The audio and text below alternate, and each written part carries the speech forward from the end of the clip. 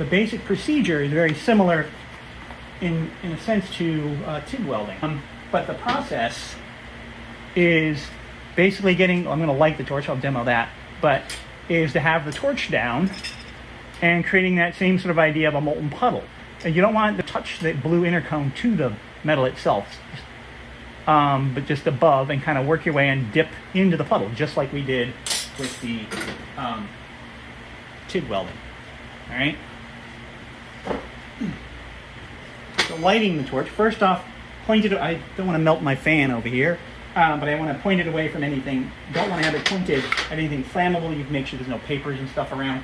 All right, so you're going to use a striker, not a match or a cigarette or a cigar, but make sure it works. There should be enough flint there to get it to spark. Make sure you can do that with your glove on. If you're trying to light the torch, you're going to open up the acetylene, the fuel, like an 1/8 to 1/4 turn, and then you're going to light it. If you open that up and you go and you can't get a spark, I'd say by the third, 3 seconds, stop, shut the acetylene and let the air clear. Check it, make sure there's nothing wrong with the striker, so that you make sure it's working.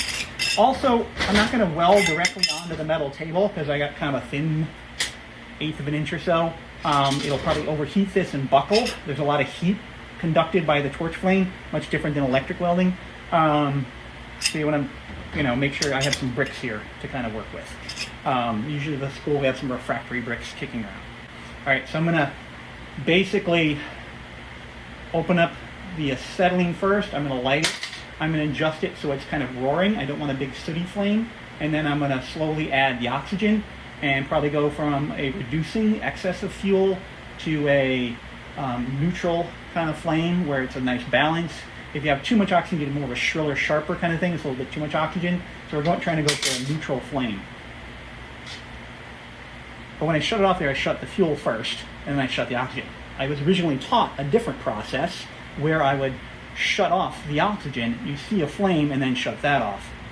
There's, lots of discussion about that if you go and listen to people. But the way that OSHA would like you to do it is shut the fuel off. You get rid of the flame. So there's no, you are in control of something, think of a lightsaber.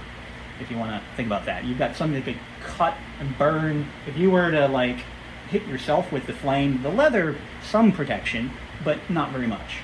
So you want to make sure you are in control of that torch the whole time. Try this. So I'm going to light the torch, adjust the flame so it's roughly neutral-ish. And I've already kind of tacked this thing together. And then I'm going to start a puddle. I'm going to try to keep this at like a 45 here, that angle. Work my way back and forth between the two, moving the molten puddle along and dipping this into the puddle as I go. Sounds simple, doesn't it?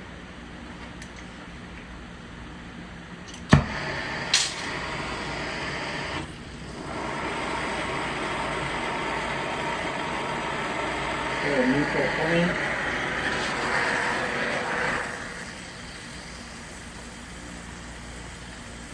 I have the torch at a 45. I have the welding rod in close to preheat it, and I don't want to keep pulling it completely away. I want to hold it in close the whole time and keep my hand out of the flame.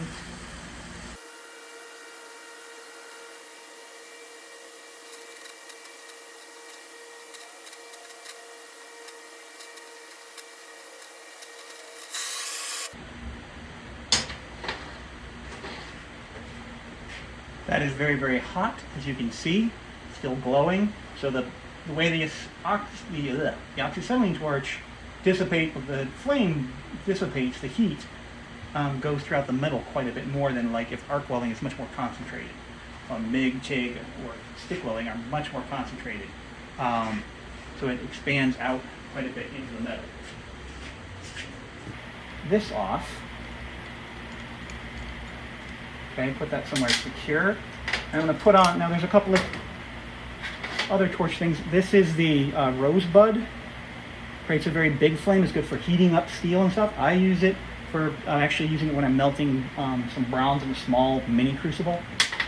But I'm going to show you the cutting torch. This is a zero size cutting torch.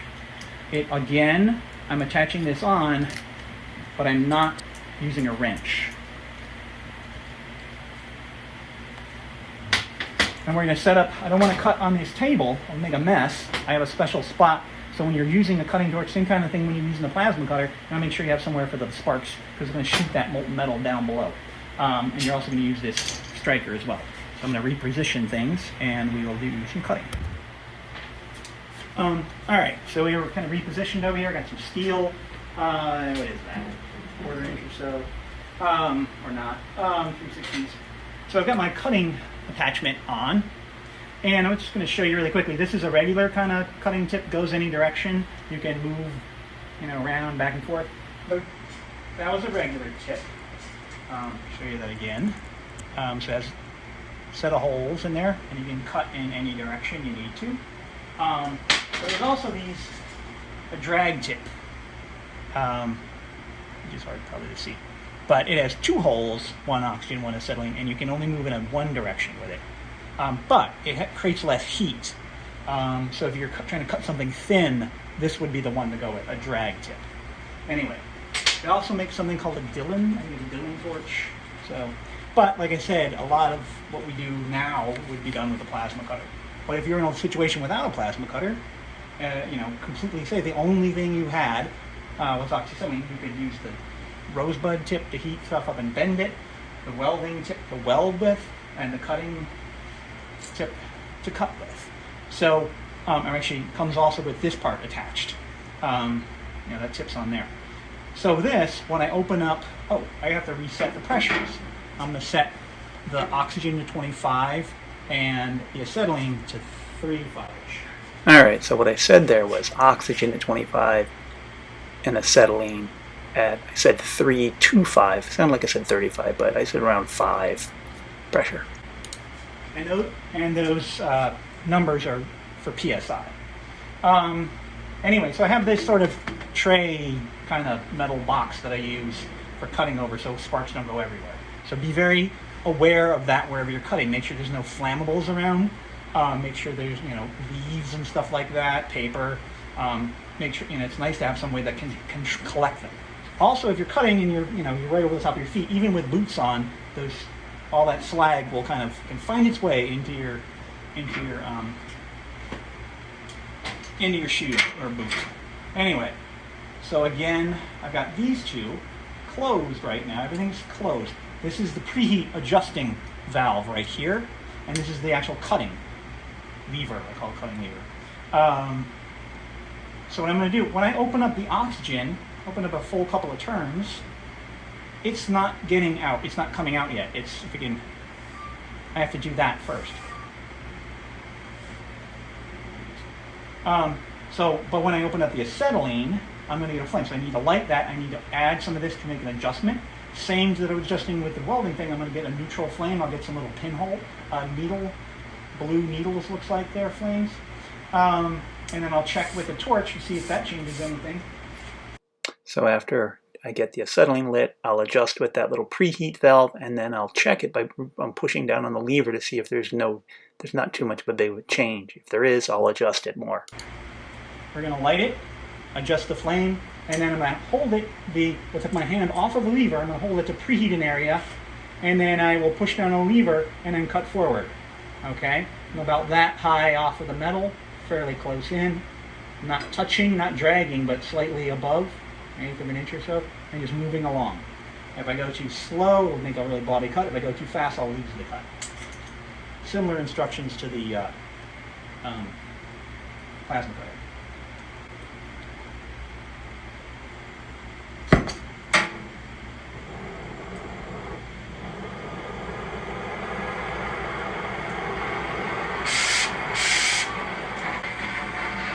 So, preheat.